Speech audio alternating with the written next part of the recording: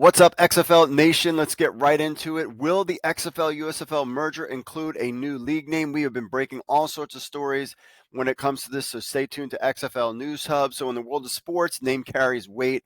With the ongoing merger talks between the XFL and USFL, one question that's been buzzing around is whether the league will adopt a new name, and here's what we know so far. So according to our sources, preparations for a new league name and logo are already in the works, potentially already being done. This suggests that both leagues are anticipating a new brand strategy that can unite their legacies under a fresh identity. Check out me and Mike Mitchell's interview for a full kind of we run the gamut on this. But here's what we know. So legacy brands and potential alienation. This is why the league, XFL and USFL, are thinking about and possibly already have. Basically, what we're hearing is that this is a done deal as far as a new name. Both the XFL and USFL are legacy brands with dedicated fan base. Merging under either of the existing names could pose risk and alienate the other fan bases. So the pros of using existing name. Of course, brand recognition. One could be the XFL, they can do the USFL, they already have all the IP, they have the logos, they have everything. They can do that, and that would be a good thing, right? Fan loyalty, maintaining one of the existing names retains a core group of dedicated fans. The cons, and this is where the problem is, and this is what Mike Mitchell and I talked about in the podcast, alienation. Using one name could risk losing fans who are loyal to the other, even though their teams are part of the new league. For example, if they keep it as the XFL, then and the Stallions come over and all these other fans are going to get upset that it's not their brand, it's not the USFL. So you can kind of see how that poses a problem. Way to make it easier is to potentially just have create a new name, and also confusion, because then they'll be like, oh, well, the USFL is still around, the XFL is still around. Like a merger means that then there's a brand new entity with the team names, and then they can kind of go forward and creating their own brand. Because remember, the reason why they're talking is because neither one can survive on their own, because they're just going to cancel each other out. So in effect, the XFL and USFL, in my opinion, were on the precipice in the next year or two to potentially not existing anymore because of them two going at each other. Now, if the XFL and USFL were going at it by themselves, they would have been fine. But the fact that the two of them were competing at the same time, I think really kind of made this merger needing to happen.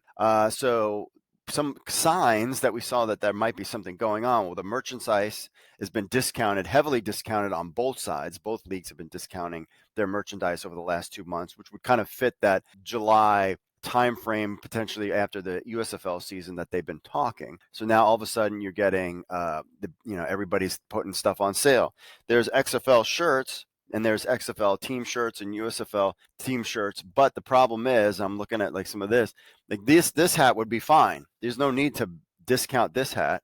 But for the other teams' hat, for t-shirts and stuff like that, you've noticed that they have USFL logo or they have the XFL logo. Those are the ones that are being discounted, and because they need to unload them because you can't have new merchandise with the old logo on it. Also, reports indicate that the two leagues were discussing since July, if not earlier. That's some of the reports that we're hearing, is that the duration, they could have been talking even way before July about potential merger, kind of floating things out. We heard Mike Mitchell on the podcast talk about how the talking kind of came to fruition. So we don't know when that started, but the feeling is that it started way before July, which means that it would be during the USFL season. These guys know, they can see the writing on the wall, and they needed to get this process started. That's why we're coming here in September and then being like, wow, they're almost like done with this.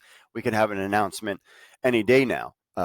We need to have an announcement because the XFL draft is taking place on October 4th. And how are you going to do a draft? Allegedly, that was the plan with October 4th. Maybe they move it now. But so I'm anticipating, if we're going to hear anything, the Tuesday, Wednesday is kind of, or at the beginning of the month. That's always kind of the 2 days that I feel like the XFL tries to drop stuff. So pros and cons of a new league name. Of course, you get a fresh start.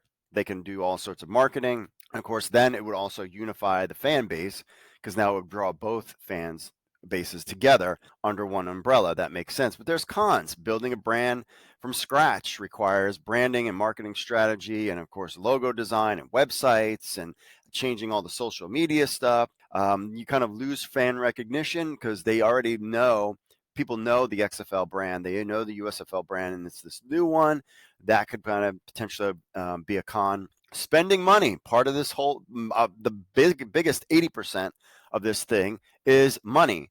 Spending a lot of money. So if you're going to get ordered to get a new logo, a new brand, you need to spend money to design it. You also need a new domain and a website. Neither one of the websites were any good. I've heard from both sides that no one was really happy with either the USFL website or the XFL's website. So you have that expense being in there. And then merchandise, all the merchandise that's currently in stock and created is basically now worthless. I mean, you could just do, super discounted clearance stuff and you would be fine there. But those are some of the kind of cons. So the path forward is still fluid. Now, remember, this is one of the things is, remember, we were here during the XFL CFL talks, and they were supposedly close, not close. I don't know. I really kind of heard different angles of how close they actually were. But this could fall apart. There's contracts. There's the USFL's player union.